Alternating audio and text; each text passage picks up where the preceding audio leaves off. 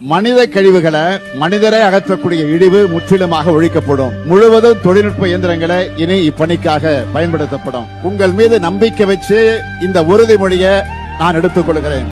மனித கழிவை மனிதனை அகற்றக்கூடிய ஒரு இழிவை இனிமேட்டு நடக்காது, நாங்க ஃபுல்லா எந்திரங்கள் எடுத்துட்டு வர போறோம் அப்படின்னு சொல்லிட்டு சொன்னீங்க. ஆனா அது செஞ்ச மாதிரி தெரியல.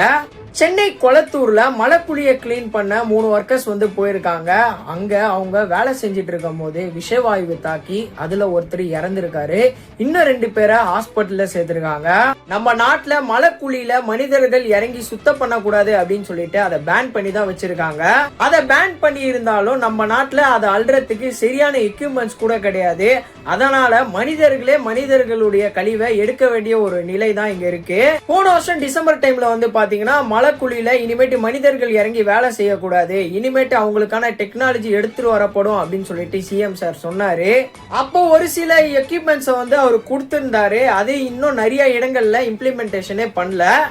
இன்னமும் தொடர் மரணங்கள் நடந்துதான் இருக்கு. போன மாசம் கூட திருச்சியில 2 பேர் இறந்திருந்தாங்க. இது எப்போ இம்ப்ளிமெண்டேஷன் பண்ணுவீங்கன்னு எனக்கு தெரியல. ஆனா இன்னும் நிறைய மரணம் ஆனாதான் இம்ப்ளிமெண்டேஷன் நீங்க பண்ணுவீங்க போல. நீங்க இதை பத்தி என்ன நினைக்கிறீங்க அப்படின்னு சொல்லிட்டு உங்களுடைய கமெண்ட்ஸை கமெண்ட்ல சொல்லுங்க. நான் பேசுறது கரெக்டா இருந்தா கமெண்ட்ல ஒரு கரெக்ட்னு போட்டு விடுங்க. மறக்காம கொஞ்சம் ஃபாலோ பண்ணி கொஞ்சம் சப்போர்ட் பண்ணுங்க.